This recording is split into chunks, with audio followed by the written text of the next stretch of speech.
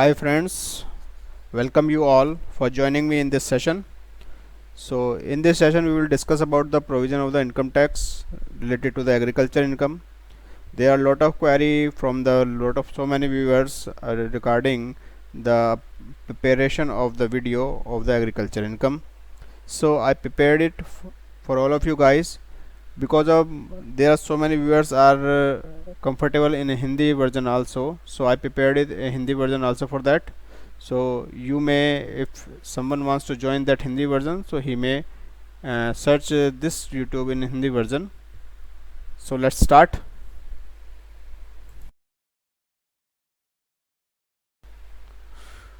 So friends, in this topic we will cover 5 topics. Basically the introduction of agriculture income, then the basic operation and subsequent operations, list of non-agriculture incomes, list of agriculture incomes, computation of the agriculture income. It means what are the steps we have to take while computing the agriculture income which is a composite income, means basically in case where the SC has a business income and agriculture income, in that case what are the provision available in income tax, and then 2 practical examples in case of the nil or exempted taxable limit of the agriculture income, and it is more than agriculture income is more than the exemption limit. Okay guys, slide number 1, topic number 1, introduction of agriculture income. Section 10 subsection 1 says that the agriculture income shall be exempt from the tax because agriculture income is the subject of the state legislature, or entry number 22 of list first of the 7th schedule of the Constitution of India says that Parliament can levy the taxes on the income other than agriculture income. Number 1. Number 2. Agriculture income shall be any income, rent or revenue received from the land, or any income attributable to the building, means farmhouses. Number 2.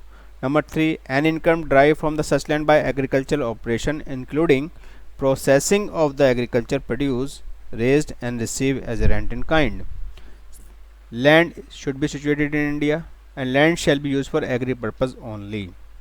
Once these 3 conditions met, so it come under the agriculture income. So here 1.1 topic says that the agriculture purpose. So there are 2 type of operations needs to be performed. One is basic operation, second is subsequent operations. So basic operations means cultivation of land, tilling of land, sowing of seeds, planting on lands, expenditure on human labor, and crop export from the lands. So these are the 6 basics, and you can say easily known by the farmers, are come under the basic operations. But subsequent operations means digging of the soil, means after crops sprout from the land, digging of the soil, removing undesirable growth, prevention from the insects and the pests, and preventing from the depredation by the cattles, pruning and cuttings, and secure the crops from the cattles and the wild animals. So these type of operations are come under the subsequent operations.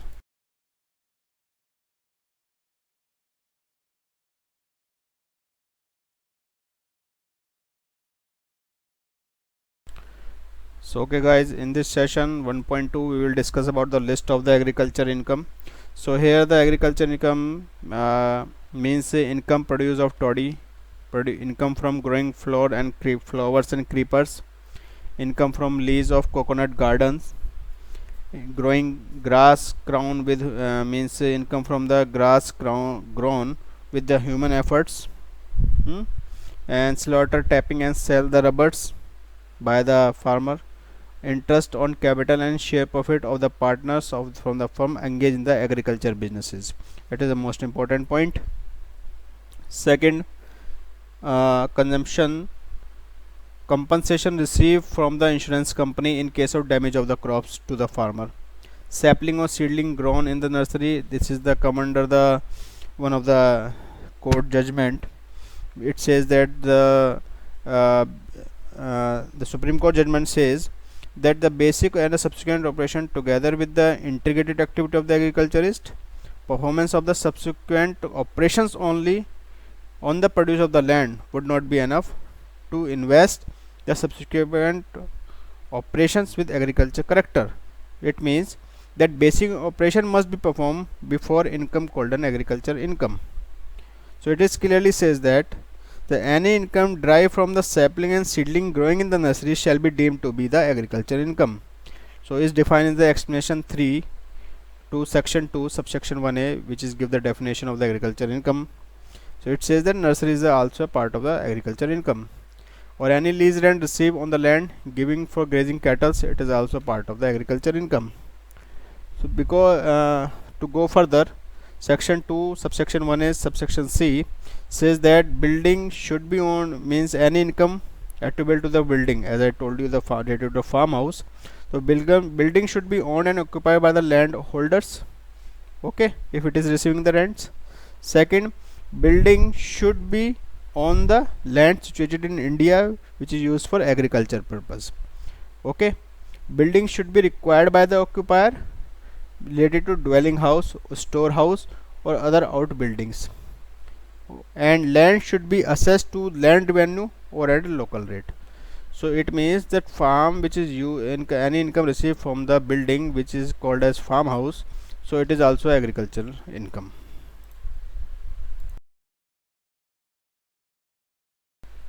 So now guys, in point number 2, list of the non-agriculture income. Here I have give some normal list of non-agriculture income like sale of forest, trees, grass, fruits, flower grown without human efforts. Second, salt produced by the seawater, okay. Income from the stone quarries, breeding livestock, poultry farm, fisheries, surplus water provided to the one farmer to another farmer. Bricks making, interest on area of rent is non-agriculture income. Royalty income from the mines, dairy farming, let out of godown for storing crops, harvest of crops on purchased land, okay, and hire purchase shooting film in a garden, means a person who give his garden for a shooting on a film, it is also a non-agriculture income.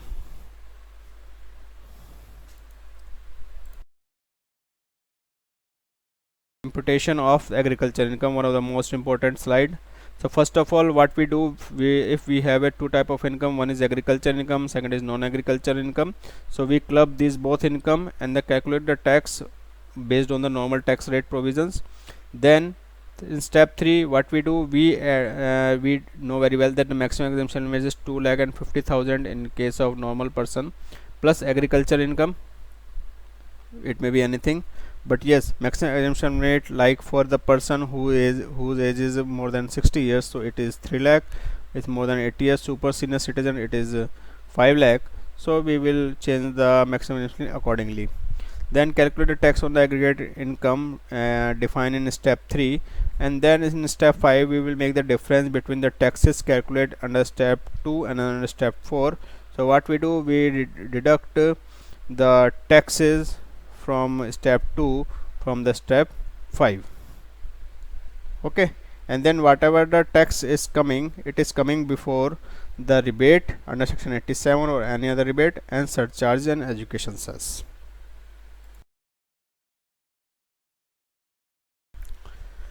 Okay guys, topic number 4, tax treatment composite income. So basically, what is the composite income? Composite income is the combination of business income and the agriculture income.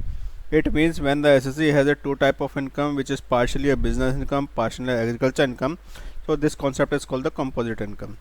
So computation of composite income is defined in rule number 7, 7a, 7b and 8 of the income tax rule 1962. So rule number 7 I explain is separately each and every file, but here give you some brief overview.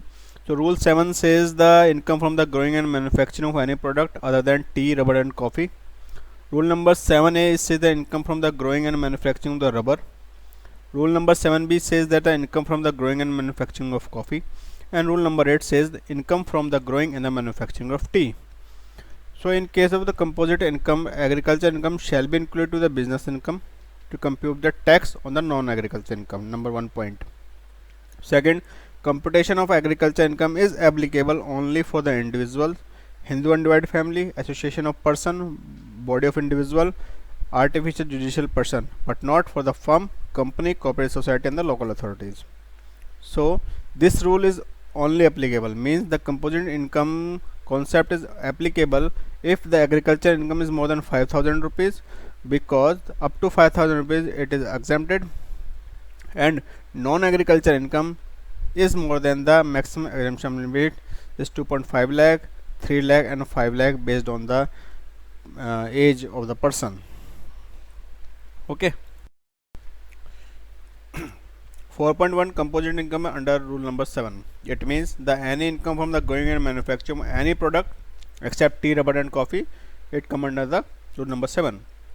So first of all, what we do, we will see whatever the business income means. SSC, whatever the amount collected during the year by the SSC, it deduct the market value of the agriculture produced or utilized as a raw material for the business income. Okay, suppose a person have a business of juice, and he is also a farmer, so he is growing the fruits from his land and use it as a raw material for the juice. So whatever the market value of the such fruits in the market, it will be deduct from the overall revenue received from the juice, so it will be a business income. For agriculture income, any amount received from the agriculture produce less cultivation expenses, means whatever the amount expended incurred by that person to cultivate or to growing or manufacturing that crop, it has to be deducted. Such agricultural income is exempt from the tax.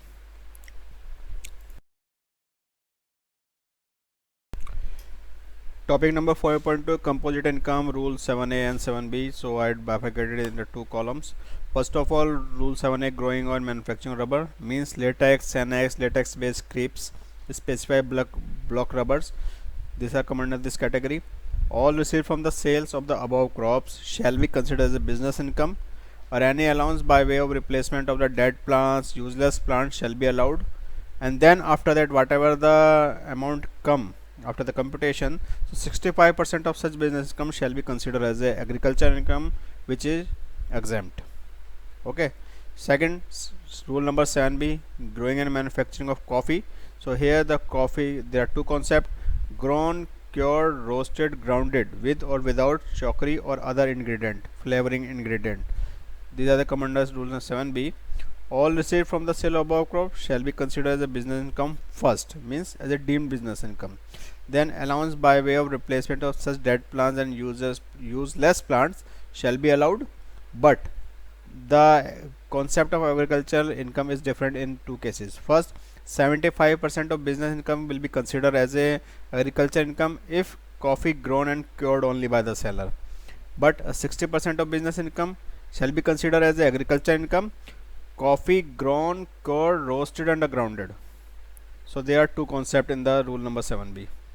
Okay. 4.3, composite income under rule 8, tea business. So first of all, this rule 8 is applicable growing and processing tea leaves.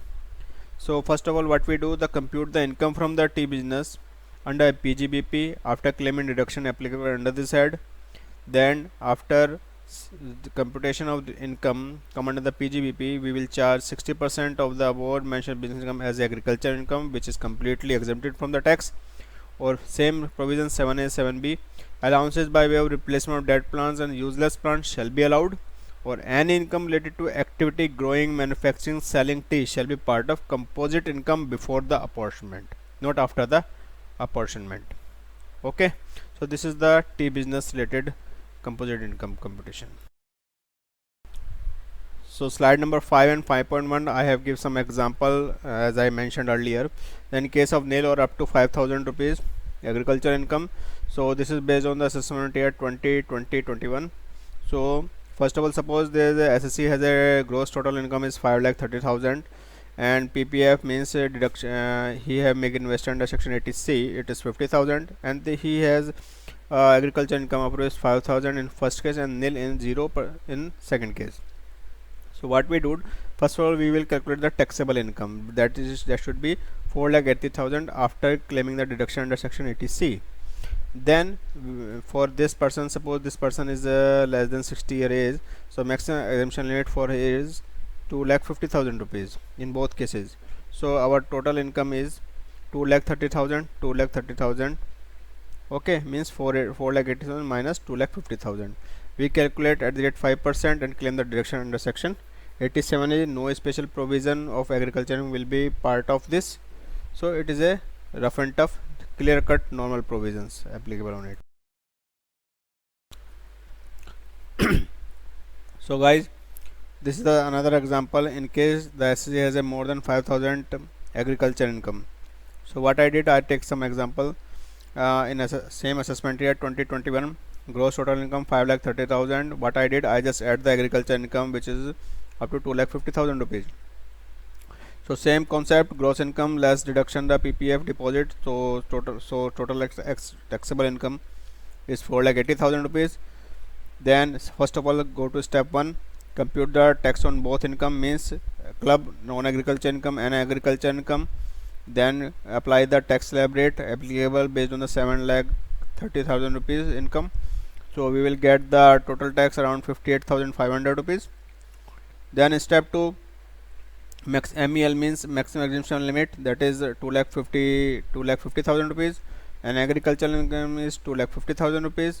If we both club it, so this is the 5 lakh rupees. Then total taxable income is up to 2,50,000 0, and then next 2,50,000 5%, 12,500 rupees. Then we deduct the total tax payable, means 46,000. How it is comes, 58,500 minus 12,500, so it comes 46,000 rupees. Then take the rebate 12,500 rupees, because its non-agriculture is under 5 lakh rupees. And then we claim the, if surcharge is applicable, so we claim the surcharge, otherwise 4% education cess on 33,500 rupees. So overall taxable income is, taxable tax is 47,340 rupees. So friends, I hope you like that video and you enjoy the sessions. And in case any mistake, if any wrong pronunciation on behalf of me, so I am very sorry, I apologize for this. We will meet you soon with a new interesting topic related to the income tax and other taxation laws applicable in India. So enjoy, have a nice day, goodbye.